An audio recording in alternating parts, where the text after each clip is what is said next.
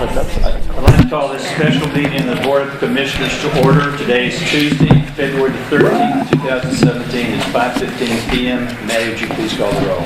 Commissioner Ernst? Here. Commissioner Wright? Here. Commissioner Vogelsang? Here. Commissioner Engel? Here. Commissioner Rollins? Here. Any changes to the agenda?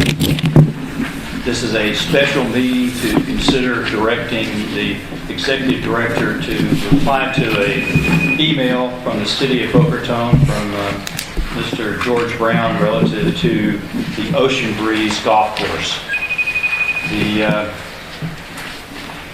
moment is now if you would like to address the commission. I think the community probably knows the flavor of the Board of Commissioners as to the direction that we would like to see this go. But if you would like to address the Commission, now would be an opportunity to do so. Come forward, state your name and address for the record. And I would ask if you would, if someone else has already stated your position, we don't need any redundancy in the comments. If you have something new to say, we're happy to hear you. And the floor is now open.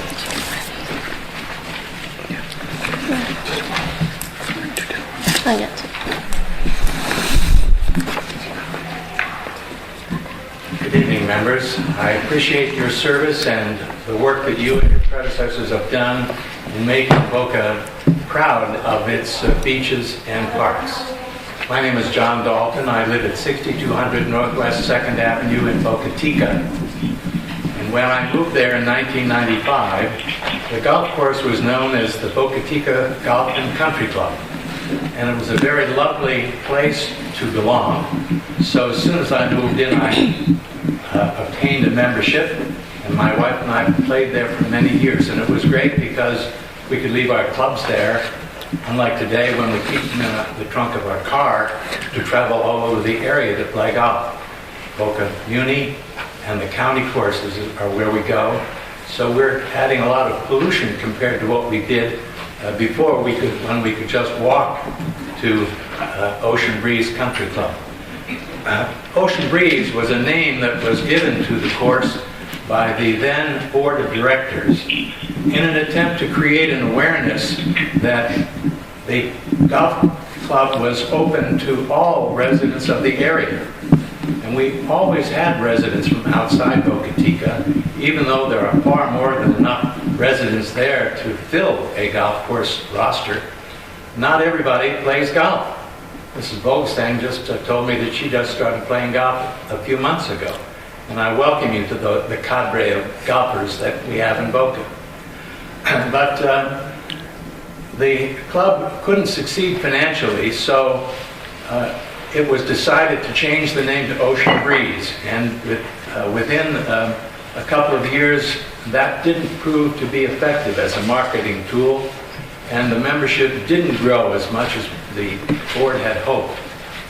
So when the board was approached by an organization that purported to be a golf management company that was going to bring the first tee program to the children of Boca, the board acquiesced without doing enough due diligence to the cash offer for the sale of that property. But within a short time, it became known that this was just a front for a developer. And the community rose up in opposition to any development because we were protected by a caveat that kept developers from ever developing it.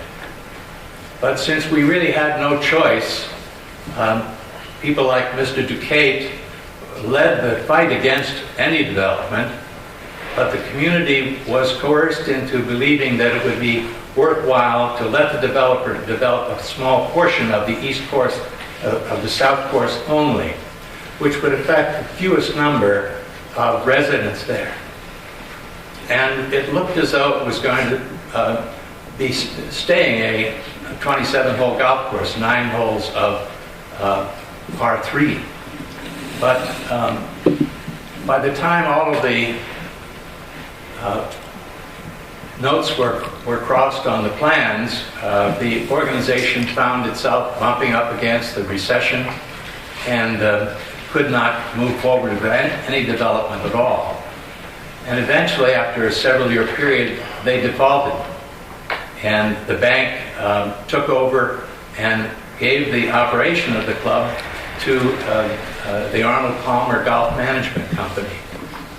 They managed it well, but they weren't allowed to spend much money. The bank didn't want to put a lot into it to maintain it. But I played there as late as last spring, though not as often as I had when I was a member of the original club, because the conditions deteriorated.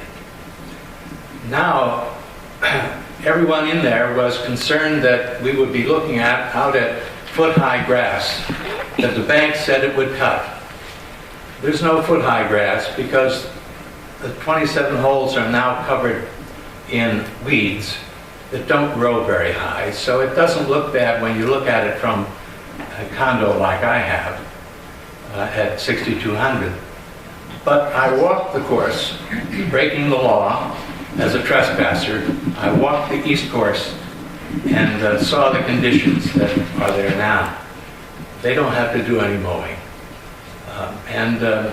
It's not that much of an eyesore for those of us living there, but we would love to have it returned as a golf course so I could stop keeping my clubs in the trunk of my car and just walk down the street once again. And I promise you, if it ever gets opened again with your assistance, that's what I will do. Thank you. Thank you very much. Anyone else would like to add any further comments?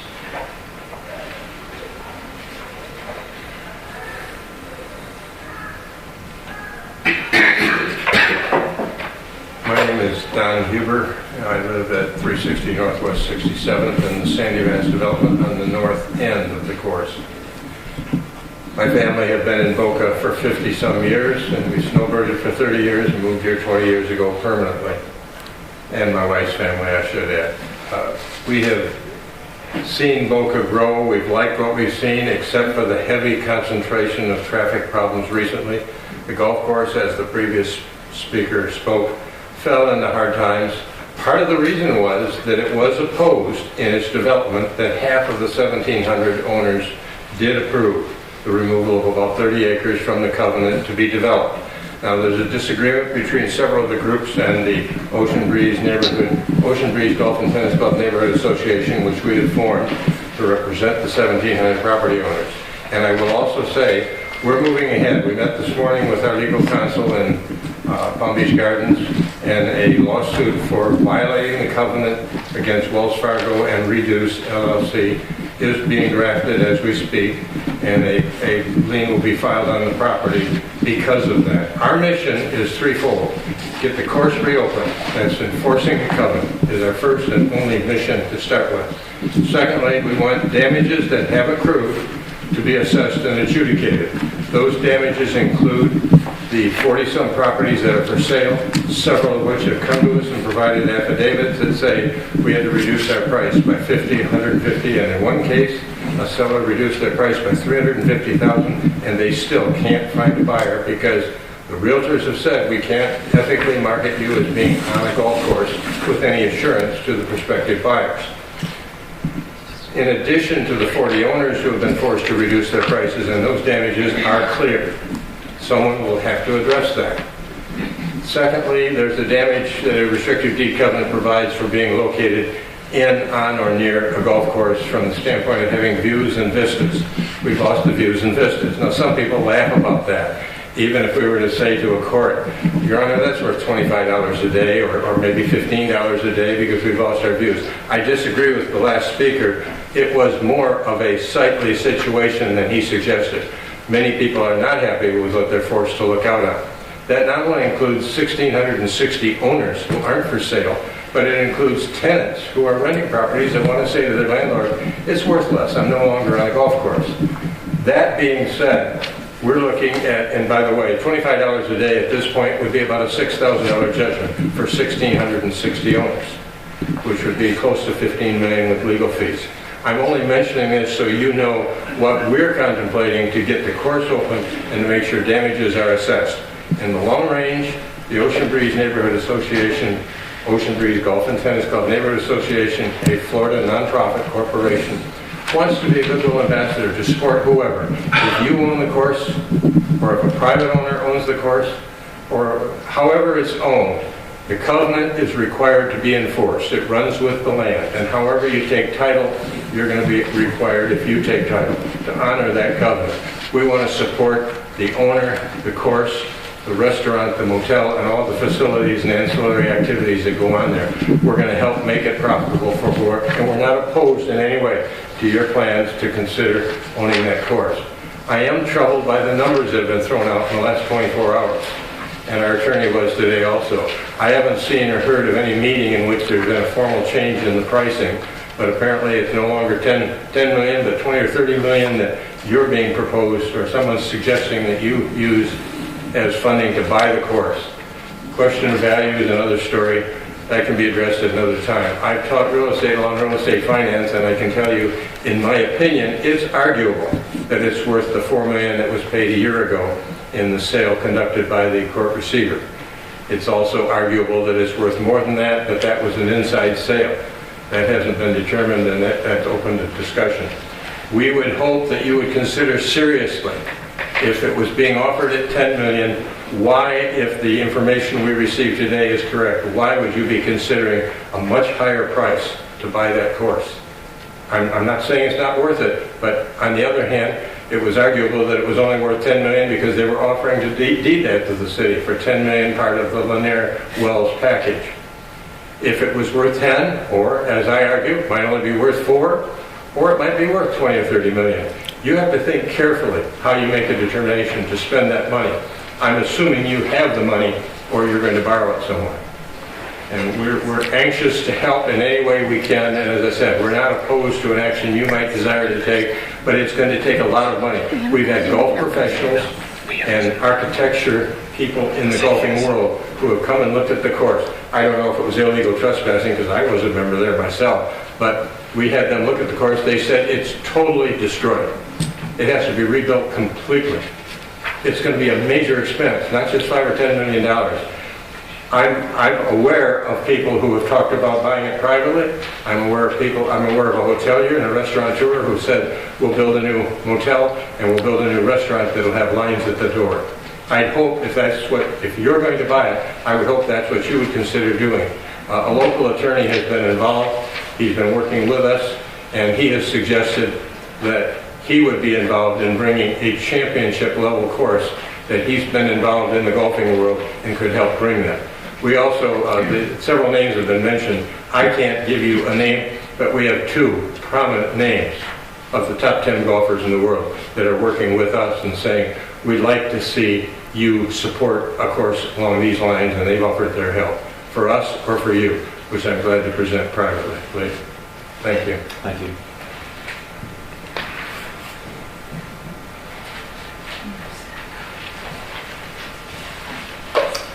The floor is still open for anyone who would like to address the commission regarding the subject. And for those of you who have been present through our earlier deliberations, please. My name is Harold Chaffee. I live at 6200 Northwest 2nd Avenue. I'm the president of Keep Out from Boca. I just wanted to thank all of you and also the city and how diligently you work to make this process work. And that we basically, I think we're almost near a completion, and I hope we are. And this will be the legacy that we'll leave for our children and also the generations to come, this golf course. And I have to commend you all on what you're doing. Thank you, Mr. All right, thank you.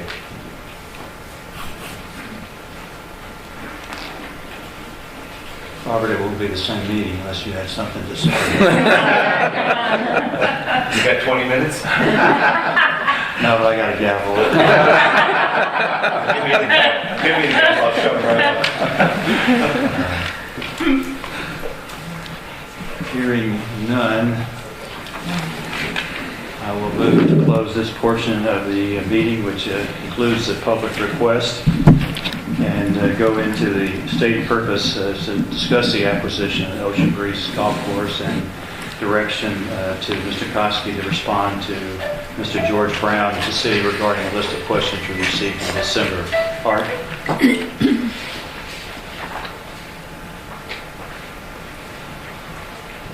Thank you, Mr. Chairman, members of the Commission, and members of the public. This issue of the Ocean Breeze Golf Course has been before this Commission now for quite some time. It came to a in December of 2016 when Mr. George Brown, Assistant City Manager of the City of Boca Raton, wrote an email to me in response to a correspondence that we had sent of November 16, 2016, in which Mr. Rollins, as the chair, indicated to the city that we were standing ready, willing, and able to assist the city in whatever manner possible to see that the Ocean Breeze Golf Course, together with all of the other pertinent property, became property within the public domain. On the screen, I think it's unfortunately a little blurry, but there's a copy of Mr. Brown's email.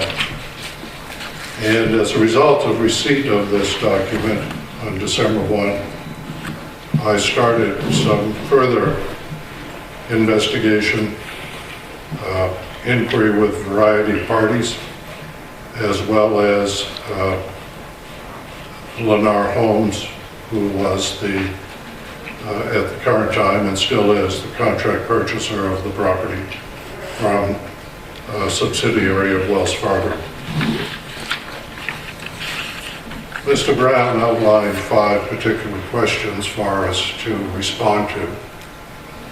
And as a result of this email, this district retained outside counsel to assist us in trying to answer certain of the questions as they pertain to the acquisition of the property via eminent domain. First, Mr. Brown asked, under item number 1, will the district consider / undertake eminent domain proceedings in order to acquire the Ocean Breeze Golf Course, assuming the City Council's concurrence or referendum approval as required by the district's enabling legislation. The discussions that I've had and the rough draft that I've received of outside counsel's legal opinion clearly indicate that the district has a power of eminent domain. But our power is limited, and that is limited to the acquisition by eminent domain of recreational property. Our powers are different than those eminent domain powers which the city of Boca Raton may possess as a municipality. And our outside counsel has concluded and advised that we would not have eminent domain authority to acquire the property that is currently beneath the hotel or that property that is appurtenant to the hotel.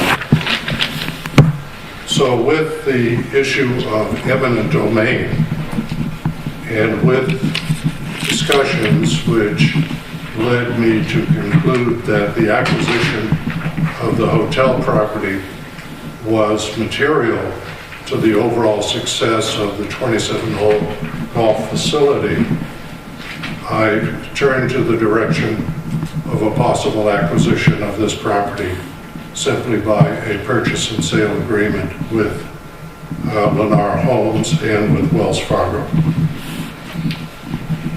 The discussions took place almost on a daily basis from mid-December through yesterday morning.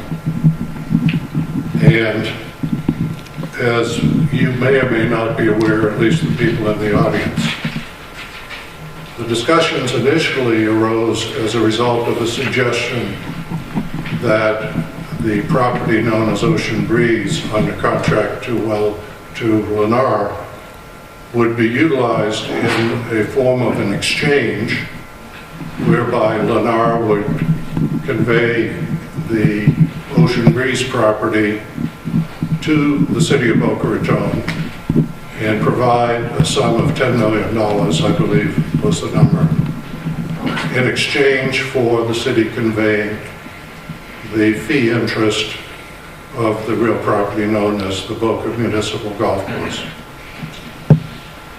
The city initially evaluated that concept and prudently, I think, through the city manager, raised an internal question as to whether or not the city was then receiving the best price possible for the land, let's call it the Boca Muni course. And with that in mind, the city, again, prudently went out on an informal proposal to a number of people, and I think they received approximately 9 or 10 responses to the proposal, whereby bidders were bidding or offering to acquire the Muni course for over $70 million. Well, as I went further in the issue of attempting to discuss with the city of Boca Raton through the city manager's office this issue of the exchange, it became apparent that an exchange sort of placed the city in an awkward position because they didn't have the ability to compare apples and apples. But with the Lennar proposal, we're basically comparing receiving a piece of property plus some cash. And so it was decided, at least on my part, to pursue this arrangement on a straight-up purchase and sale agreement by talking with Lennar directly to see whether we could acquire the property from Lennar without any conditions attached whatsoever as it related to an exchange of the municipal golf course. Now, an issue has been raised about value.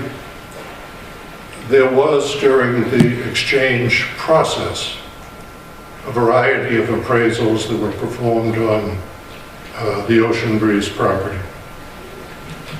There were appraisals from a low end of $7 million from some of the bidders to a high-end appraisal of $33 million, which I have seen from Lennar Homes.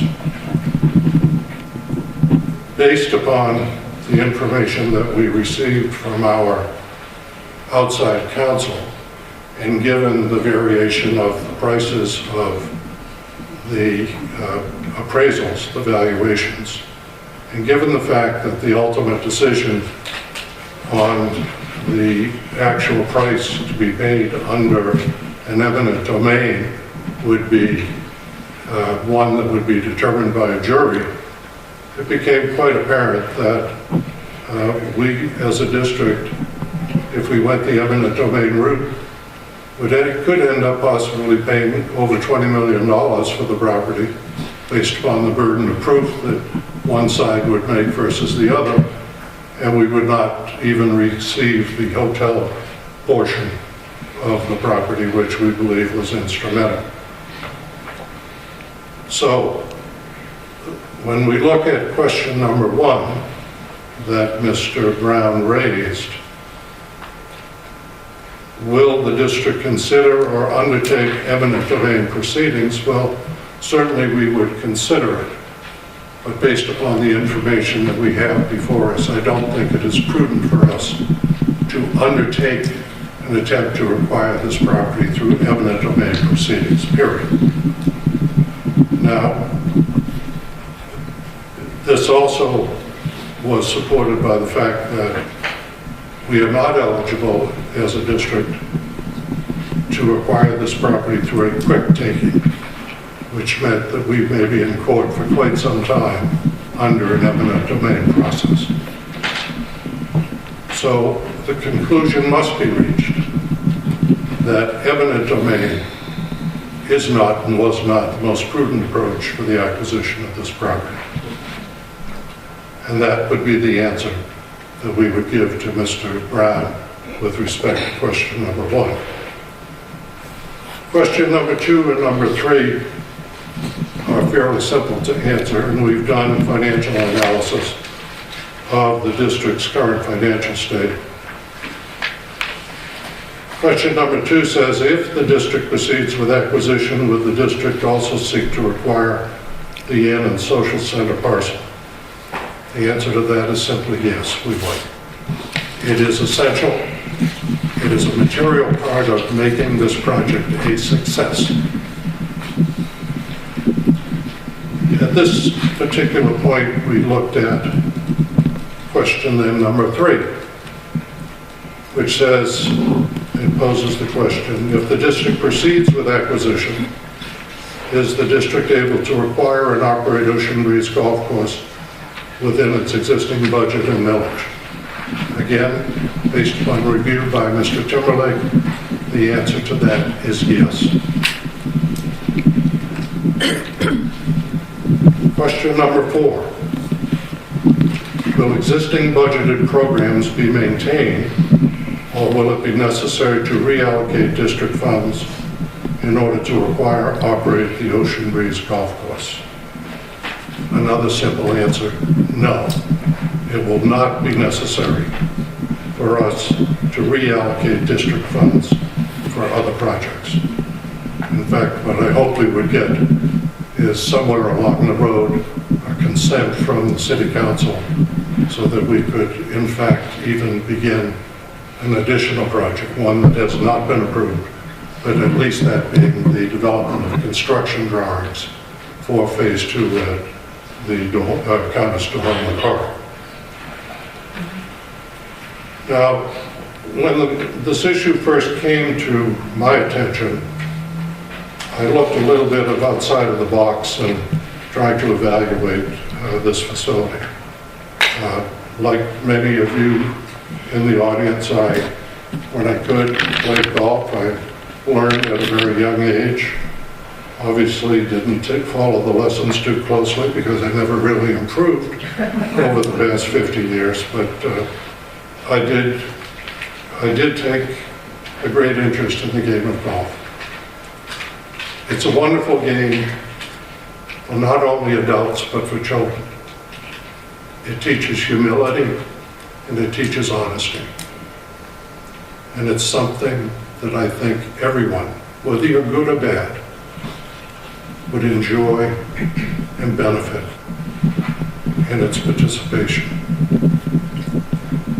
But there was something that was in the back of my mind, because as I get personally older, on Saturday and Sunday afternoons, I usually spend in front of the TV set. Yesterday watching Pebble Beach, the week before watching from another venue. Even I turn on Saturday morning and watch the tour in Europe. So that's my life these days. But I had an opportunity about 18 months ago to be involved in a small issue with the son of golfer Greg Norman, young Greg Norman Jr. In fact, I had asked Greg Jr. whether he would take a look at the Red Reef Golf Course and see whether we could possibly do something in the form of a junior program at Red Reef. And when this issue of how do we develop and acquire and operate Ocean Breeze came to light, the first person that popped into my mind was Greg Jr. I called Greg. We've met with him a couple times. Mr. Rollins accompanied me at one meeting. And Greg Sr., who I think is a very well-known golfer and a resident of Jupiter, after being acquainted with what we were trying to do, said, "I would like to be involved."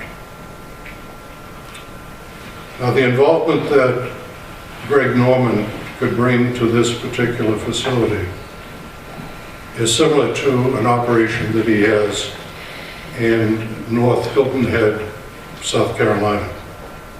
And he has a learning academy at that facility. And within that learning academy, such current young pros as Ricky Fowler have gone through and have taken lessons, proved to be successful as professionals. But people come to his academy in South Carolina from all over the world.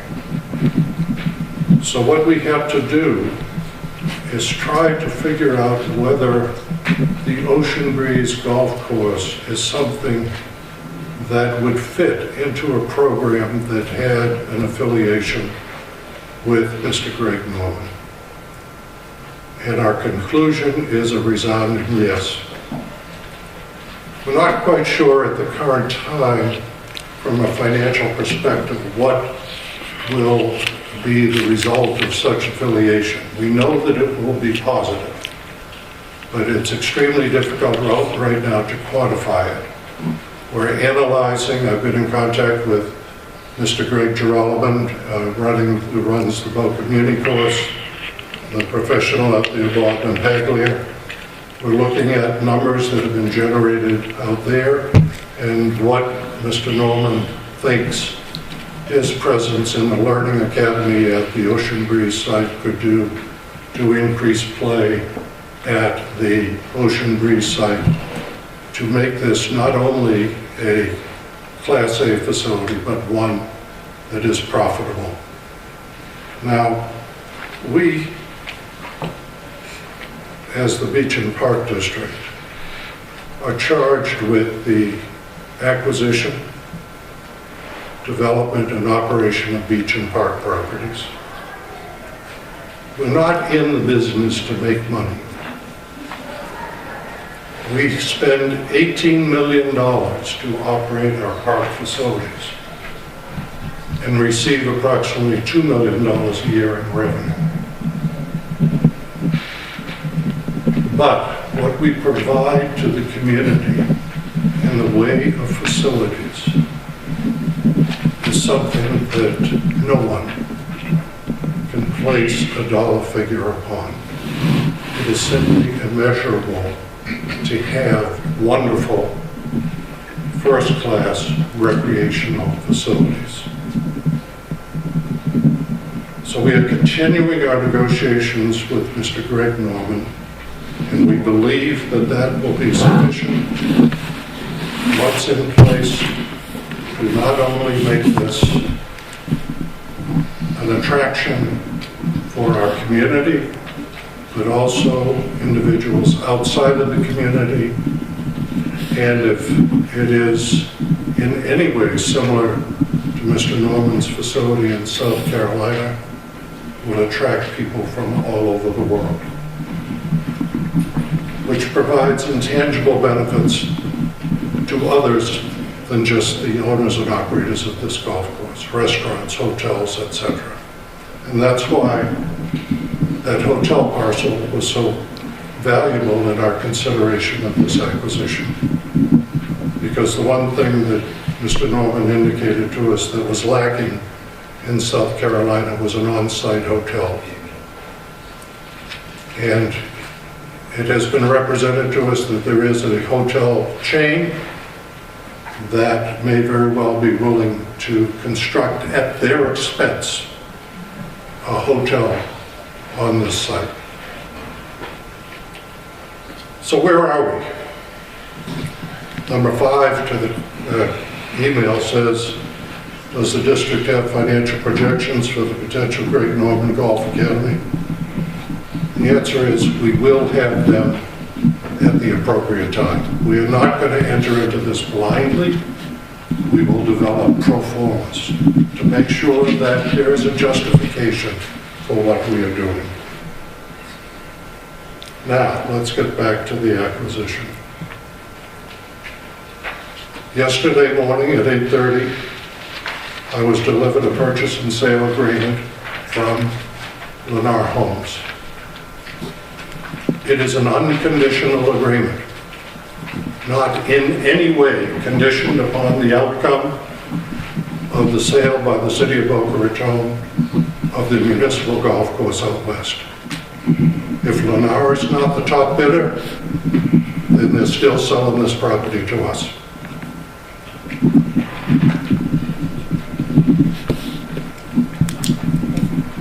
Now, at this point, I have to tell you that there is a little tweaking that I need to do with the purchase and sale agreement, mainly as it relates to timing, as a result of how we meet and coordination with the city of Boca Raton, because we do need their concurrence under our enabling legislation to acquire any property.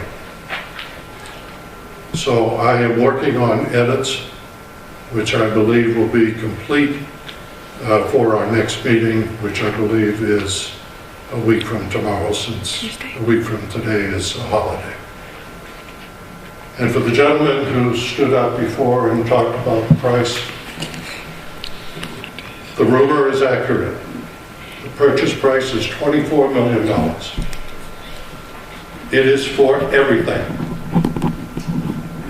Everything, not just the golf course. Now, valuation,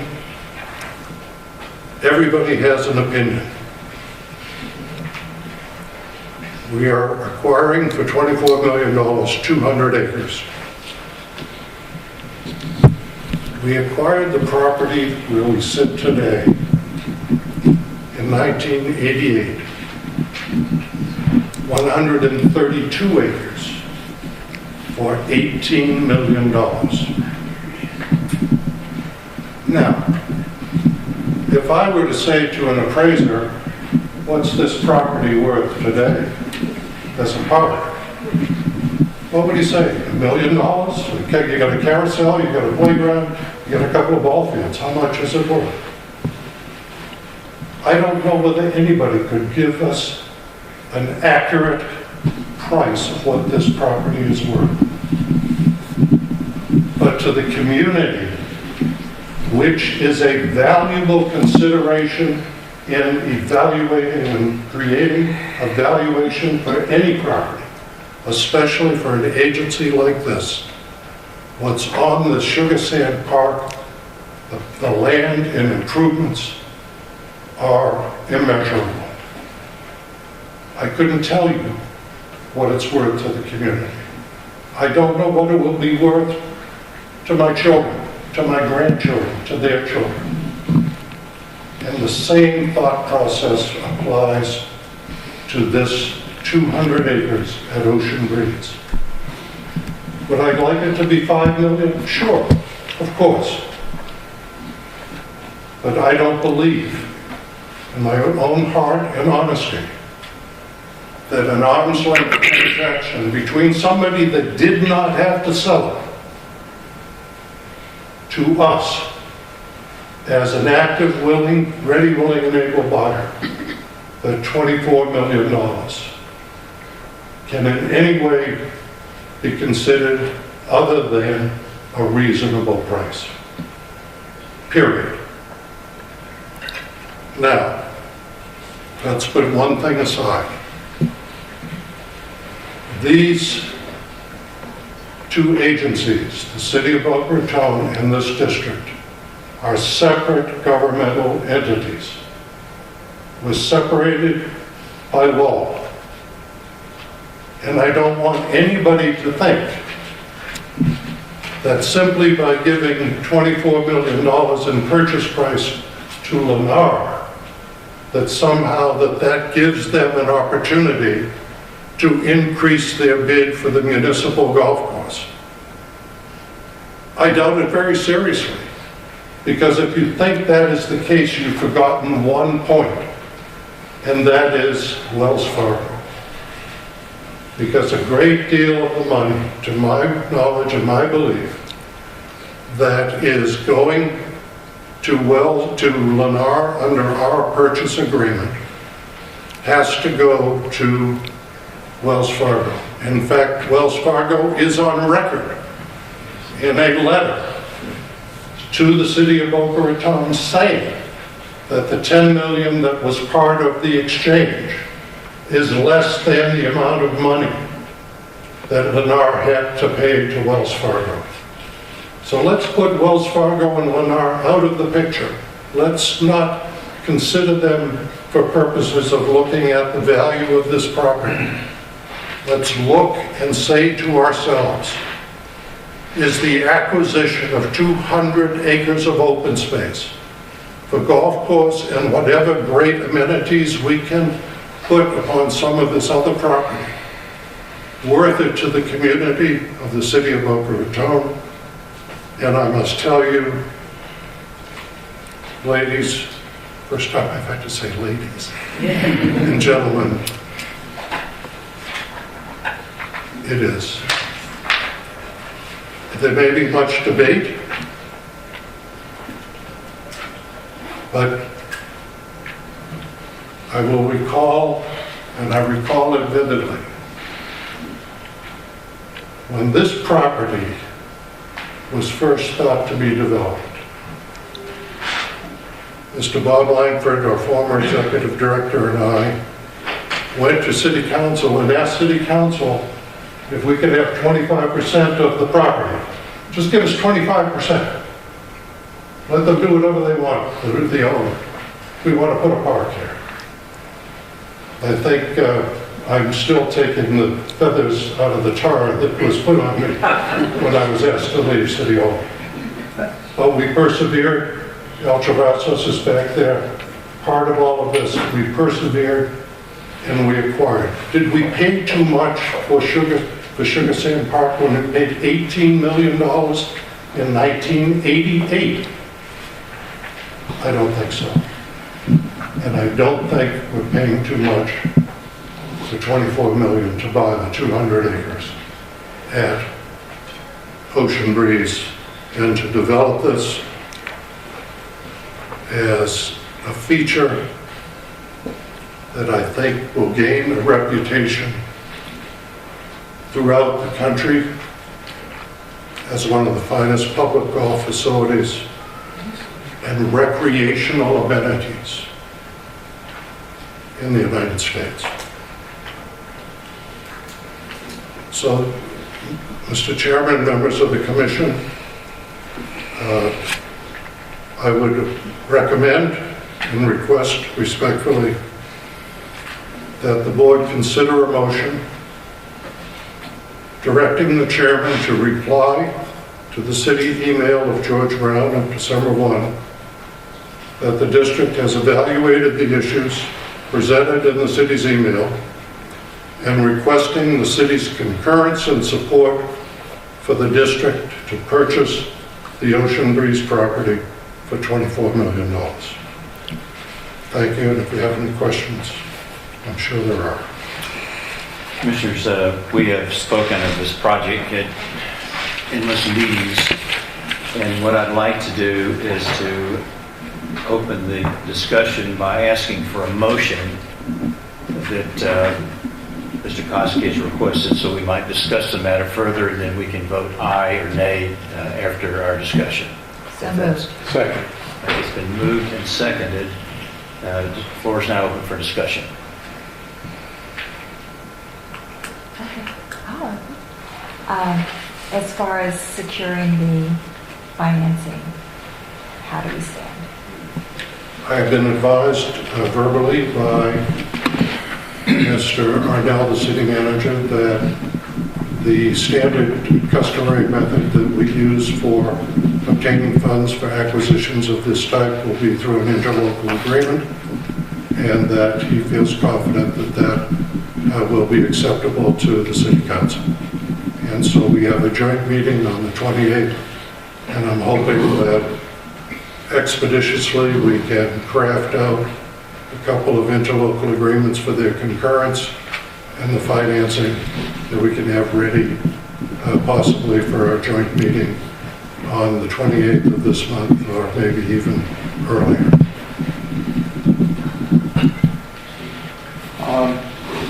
Have we, and this may be putting the cart a little bit before the horse, Have we looked into the cost of renovating Ocean Breeze? Yes, sir.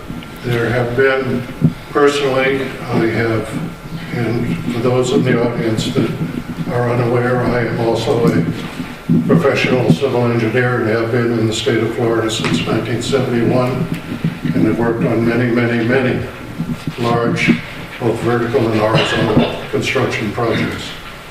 I contacted the National Association of Golf Course Builders in Nebraska, obtained various information from them regarding what would be necessary.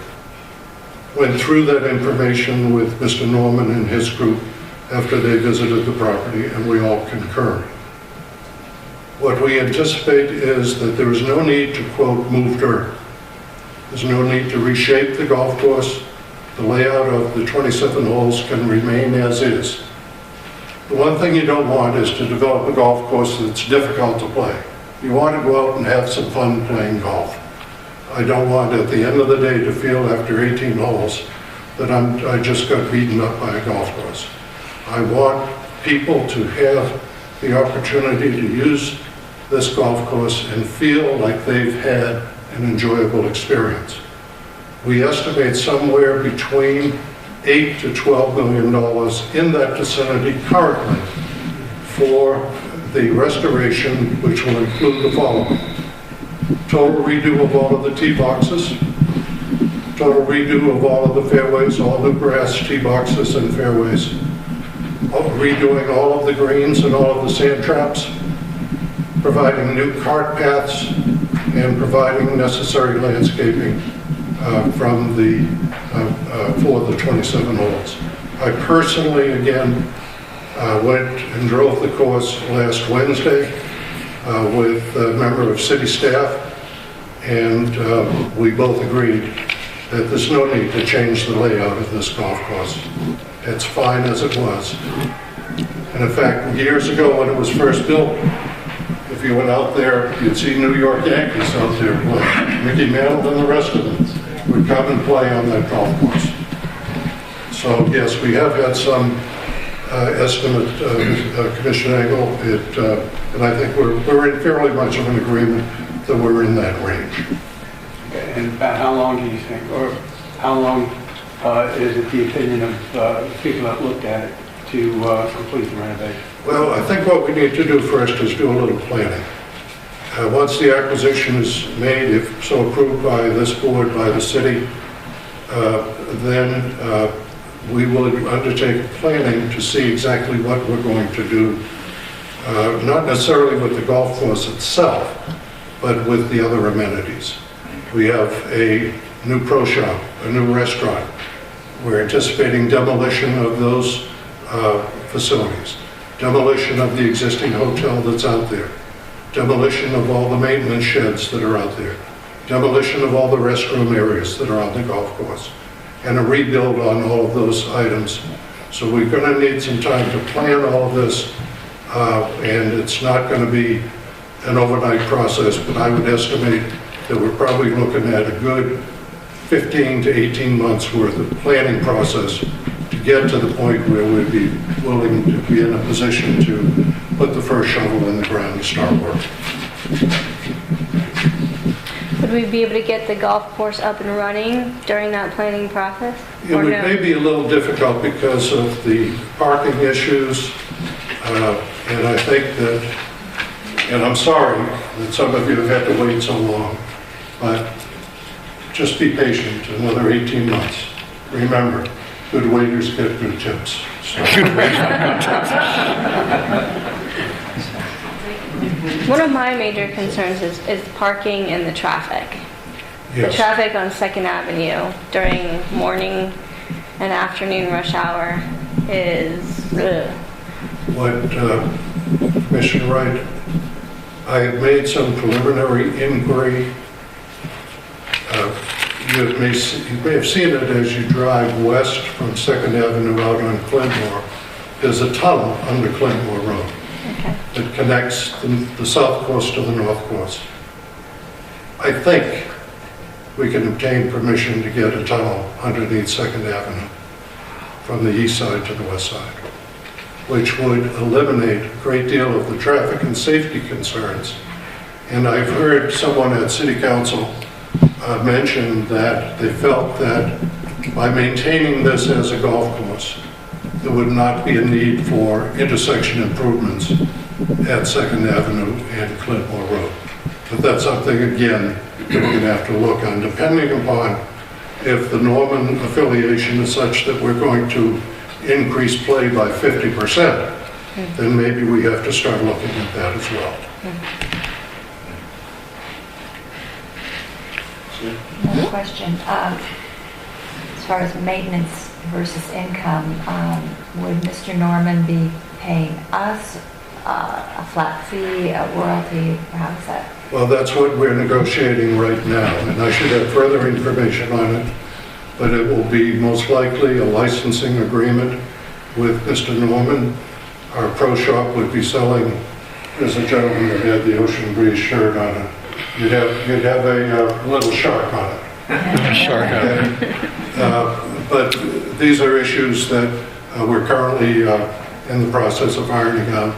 And I must say, keep in mind that I'm not asking you to sign an agreement today, but the agreement itself has a due diligence period for us to look at a lot of these issues before we actually sign on the dotted line and make a commitment. Do we meet our meeting with the council? Is that within the due diligence time period? I think that if I don't sleep too much, we can get all of our due diligence done by the 28th of February. And in fact, I shouldn't say it aloud, but what the hell? Excuse me. I'm trying my darndest to get Mr. Greg Norman himself to come to the meeting of the 28th.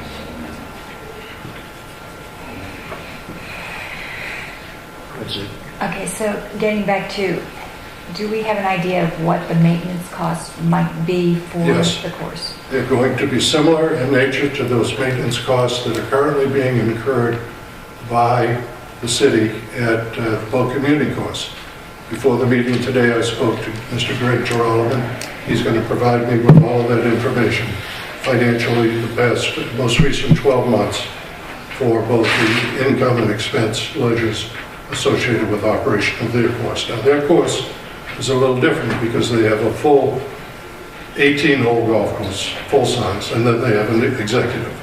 Whereas here, we will have a full-size 27 holes. And the expense to maintain the executive course is much less than the expense to maintain a full 9-hole, but conversely, the green fees at the Boca Municipal for the executive course are significantly less than the green fees for the 18-hole course. So I'm hoping, that as we move forward, we will be able to look at these numbers and see that they will in fact make sense. Well, can't Mr. Norman provide, he said at one meeting, or his son did, that they made the Pompano Municipal Course a profit. Yeah, and we've seen Osprey. We know how popular that is with the county. Pompano. There's no reason why we can't do the same thing.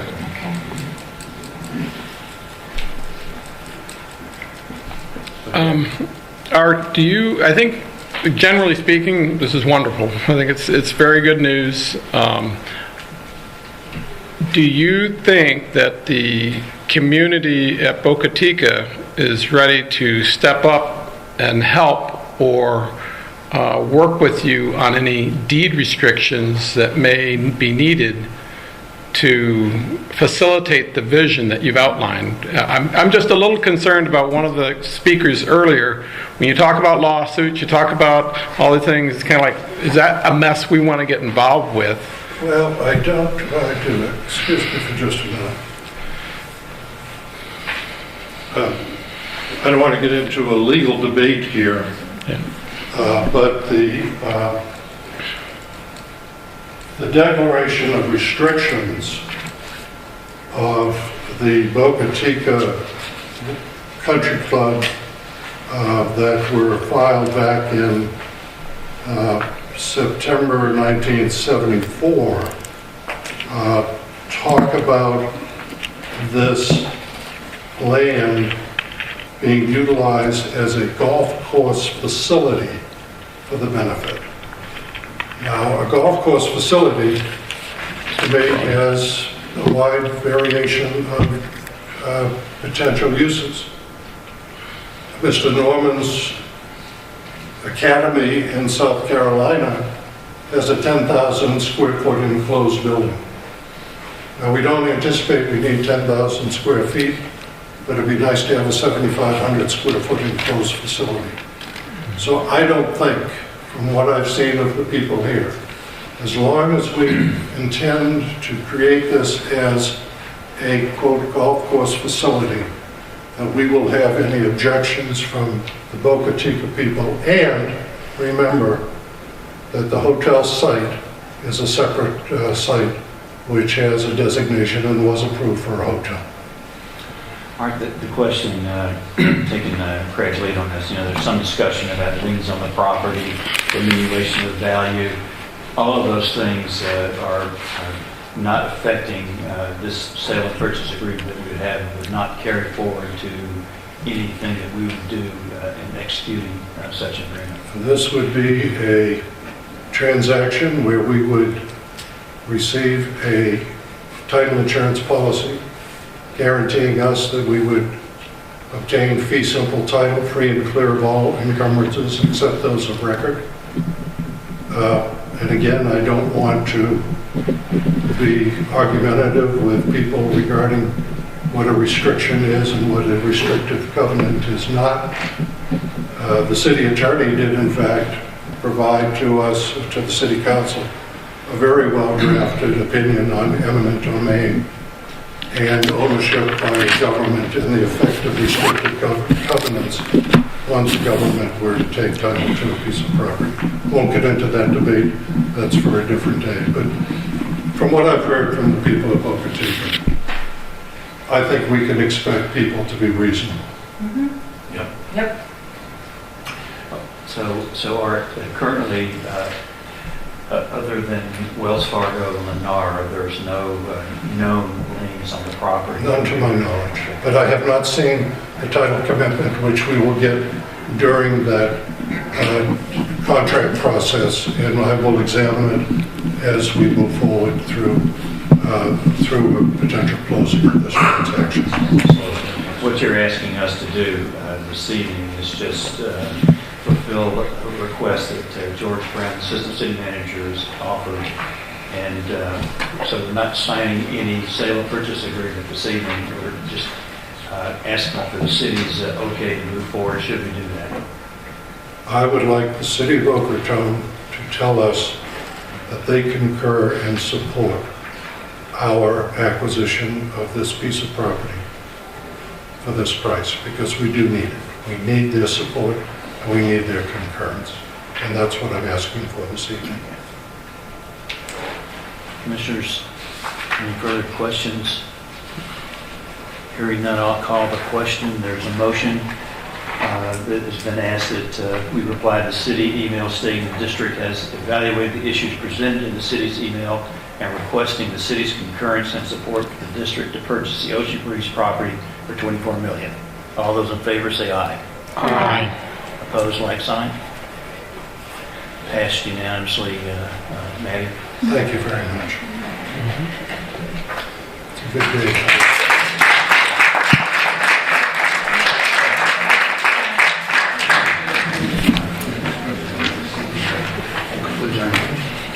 Maddie has a couple of bills here. They signed it. They signed it. That's it. That being the intended purpose of this meeting is adjourned.